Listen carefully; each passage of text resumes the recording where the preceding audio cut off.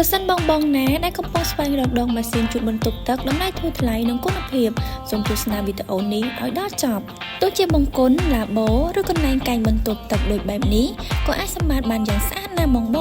ម៉ាស៊ីននេះមានក្បាល3ប្រភេទក្បាលមូលសម្រាប់ជូតបង្គន់ឬចានបង្គន់ខ្ញុំឃើញថាម៉ាស៊ីននេះកម្លាំងខ្លាំងប៉ុណ្ណា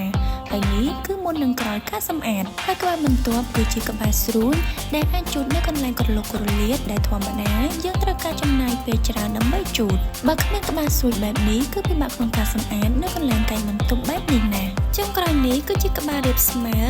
ក្បាលនេះអ្នកអាចយកទៅជូតឥដ្ឋបន្ទប់ទឹកជញ្ជាំងឬក្បាលបង្គន់ដូចបែបនេះម៉ាស៊ីនជូតសម្អាតនេះដំណើរការដោយអគ្គិសនីដោយគ្រាន់តែសាកថ្ម1ម៉ោងប្រើបានដល់ទៅ2ម៉ោង